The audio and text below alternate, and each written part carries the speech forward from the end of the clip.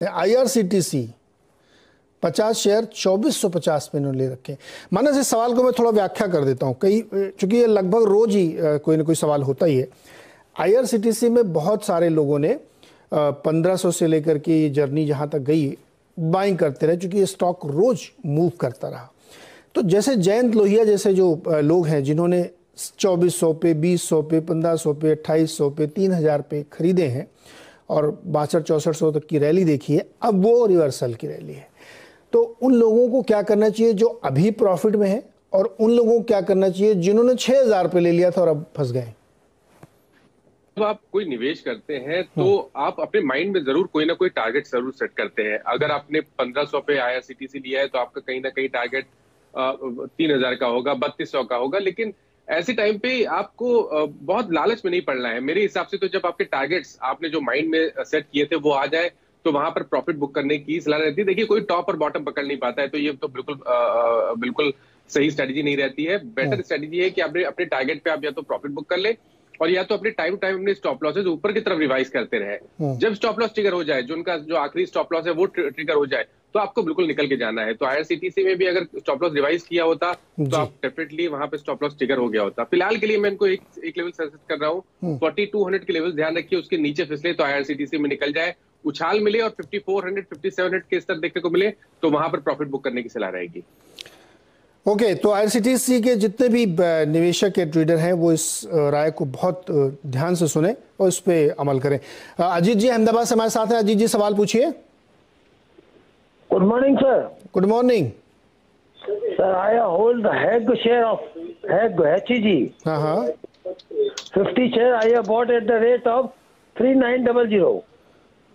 HEG 3900 50 shares. Sir आपने बहुत ऊपर में कब लिया था ये? सर करीबन 3-3.5 साल हो गए। अच्छा मानस जी, 3.5 साल पहले लिया था, 3900 के भाव, एकदम टॉप पे जाके खरीदा, और अब देखिए 1500 रुपए पर शेयर का नुकसान है। क्या करना चाहिए अजीत जी को? देखिए, 3900 पे खरीदा है तो 400 रुपए का स्तर भी इन्होंने देखा जरूर होगा। तो आप फिलहाल के लिए तो मैं इनको बने रहने की सलाह दूंगा। उसका मैं आपको रीजन बता देता हूँ। मंथली चार्ट अगर आप देखेंगे तो वहां पर एक फ्लैग पैटर्न का फॉर्मेशन हो रहा है। अगर स्टॉक 2600 रुपए के ऊपर निकलेगा तो आपको कम से कम 1500 रुपए का मूव मिलेगा। तो 4000 के स्तर जो कि इन्होंने जिस लेवल पे बाइंग की थी वो स्तर दिख सकते हैं, लेकिन वो मीडियम टू लॉन्ग टर्म के लिए दिख सकते हैं। मैं बिल्कुल शॉर्ट टर्म ट्रेडिंग की बात नहीं कर रहा हूँ। तो बिल्कुल बने रहने की सलाह रहेगी। अब इनको स्टॉप लॉस 2000 का रखना है, जो कि 200 दिनों का मूविंग एवरेज है, और ऊपर की तरफ इंतजार करिए ब्रेकआउट का। अगर ब्रेकआउट होगा तो 4000 के स्तर देखने को मिलेंगे। 4000 का स्तर देखने को मिल सकता है, आप ब्रेकआउट करिए। अच्छा मानस, कुछ सवाल ट्विटर पे हैं तो थोड़ा सा जल्दी उनको लेते हैं, क्विक फायर राउंड की टाइप से। कमलेश शाह कह रहे हैं कि बैंक ऑफ बड़ौदा इनके पास 101 रुपए का पड़ा है, क्या करना चाहिए? बने रहने की सलाह रहेगी। 85 का स्टॉप लॉस रखे, और पॉजिटिव ट्रेंड है वो 120 तक के स्तर आने वाले 2 मंथ पे बैंक ऑफ बड़ौदा दिखा सकता है।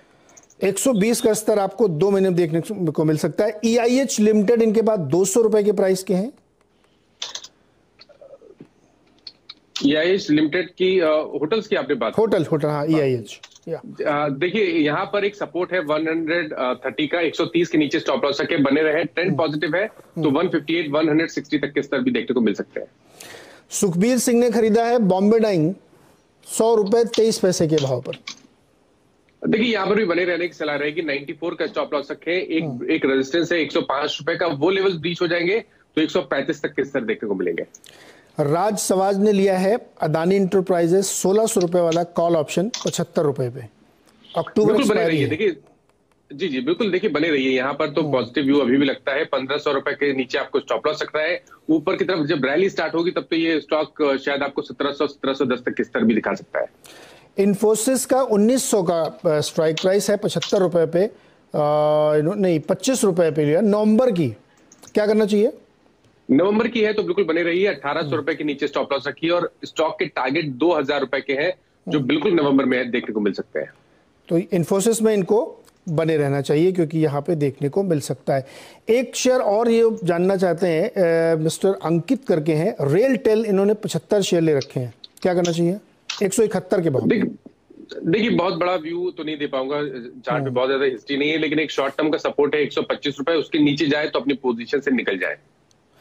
ओके, अच्छा एक अभी जो आपने बाटा का जिक्र किया उस पर एक प्रवीण जी उनका सवाल भी है कि 2200 रुपए की कॉल ले रखी है 60 रुपए पे, अक्टूबर एक्सपायरी। अच्छा ओके, देखिए बिल्कुल बने रहिए। 2100 रुपए का स्टॉप लॉस रखिए। पैटर्न को देख के लगता है कि स्टॉक 2450 से लेकर 2500 रुपए तक के स्तर दिखा देगा। 2500 तक के स्तर दिखाएगा। तो प्रवीण प्रजापति जी आप बने रहिए। अब वापस लौटते अपने कॉलर्स की तरफ। मुंबई से मोहम्मद हमारे साथ फोन पर है। मोहम्मद, सवाल पूछिए अपना। जी नमस्कार सर। नमस्ते। सर मैंने एनएमडीसी में 185 के भाव से 8152 शेयर्स लिए थे जून महीने में। ओके। और वो अभी फिलहाल 45 रुपए के करीब नीचे चल रहा है, मुझे क्या करना चाहिए सर? आपने 185 रुपए पे खरीदा है? 185 में लिया था सर, जून की 7 तारीख को। मानस जी बताइए, 8000 शेयर है इनके पास। देखिए इन्होंने अगर 185 पे लिया था तो इन्होंने 130 135 तक के स्तर भी देखे थे, तो मैं मान के चलता हूँ कि ये निवेशक है। निवेशक के तौर पे एनएमडीसी में बिल्कुल बने रहिए। रिवर्सल के चार्ट्स, रिवर्सल के साइन है लॉन्ग टर्म चार्ट्स पे। पैटर्न को देख के लगता है कि जो करेक्शन हुआ वो कंप्लीट हो गया। रैली फिर से रिज्यूम होगी। 220 तक के स्तर तो कम से कम देखने को मिलेंगे। लेकिन अगर नजरिया 12 मंथ का है या 18 मंथ का है तब आप टारगेट 300 रुपए के भी सेट करके चल सकते हैं। 300 तक के टारगेट आ सकते हैं। तो मोहम्मद जी आप इस पर बने रहिए, ये अच्छा शेयर है और अगर आप रुकते हैं लंबे समय तक तो फायदा होगा। कर्नाटक चलते हैं। सागर जी हमारे साथ हैं। सागर जी नमस्कार, सवाल पूछिए अपना। सागर, आपको मेरी आवाज आ रही है? सवाल पूछें अपना। अच्छा, इनके सवाल ले लेते हैं। जोमैटो 25,126, इसका डेटा है क्या आपके पास मानस? जोमैटो देखिए डेटा है लेकिन बहुत कम डेटा है, तो बिल्कुल एक शॉर्ट टर्म का ही व्यू मैं आपको बताऊंगा। और वो व्यू ऐसा है कि अगर 129 रुपए के लेवल्स ब्रीच हो जाते हैं तो अपनी पोजीशन निकल जाइए, क्योंकि यहाँ पर उस लेवल पे बहुत ही स्ट्रांग सपोर्ट है 130 के स्तर पे। तो 129 का स्तर ब्रेक हो तो अपनी लॉन्ग पोजीशन से निकल जाए। हाई लेवल पे 145 एक रेजिस्टेंस है। अगर 145 के स्तर ब्रेक होंगे तो 162 तक के स्तर आपको देखने को मिल सकते हैं। ओके, तो इसमें लेवल्स याद रखिएगा। और स्टॉक लिस्टिंग के बाद से तो डबल हुआ, उसके बाद थोड़ा सा कंसोलिडेशन कर रहा है। आगरा चलते हैं शिवम के पास। शिवम जी नमस्कार, सवाल पूछिए अपना।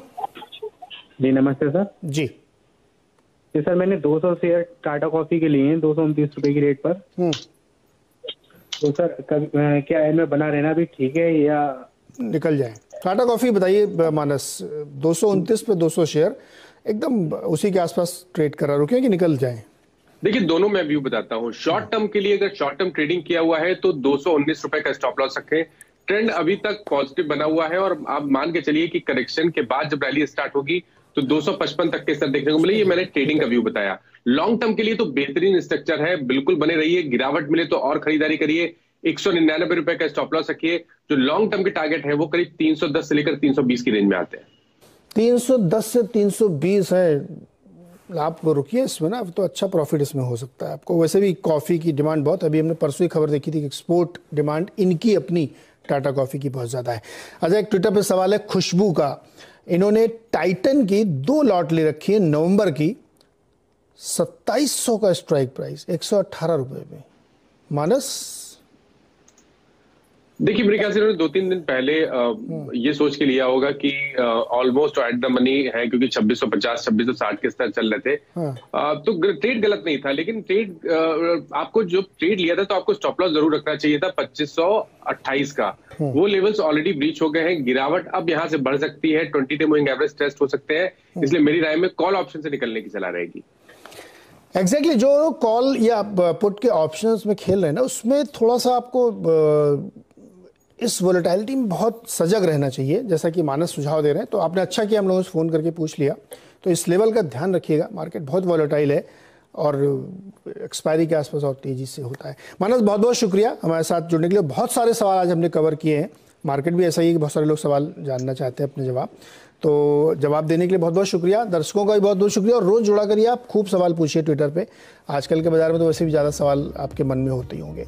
ब्रेक लूँ उससे पहले एक बहुत ज़रूरी सूचना आपको याद दिला दूँ। CNBC आवाज़ और नेशनल स्टॉक एक्सचेंज की एक मुहिम है इन्फॉर्म्ड इन्वेस्टर्स की, जिसमें हम आपको ये चेतावनी देते हैं, सजग करते हैं कि आप कैसे जो नए नियम बनते हैं उनका ध्यान रखें। मार्जिन के नाम पर सिक्योरिटी ट्रांसफ़र नहीं की जा सकती, ये आपको याद रखना चाहिए। नया नियम है जो सिक्योरिटी ग्राहक के अकाउंट में ही रहेगी। दूसरी चीज़ आपको बहुत महत्वपूर्ण याद रखनी चाहिए। और तीसरी है कि सिक्योरिटी को ब्रोकर के पास गिरवी रखा जा सकता है और वो भी आपके अकाउंट में रहेगा, वो आपके पास रहेगी और उसको कोई भी ब्रोकर सिक्योरिटीज़ को बेच नहीं सकता है सेटलमेंट के मकसद से। तो ये सब आप चीज़ें ध्यान रखिएगा। जब भी वो कोई ऐसे बेचने का ऐसा फैसला लेगा तो वो आपकी मंजूरी रजामंदी से ही होगा।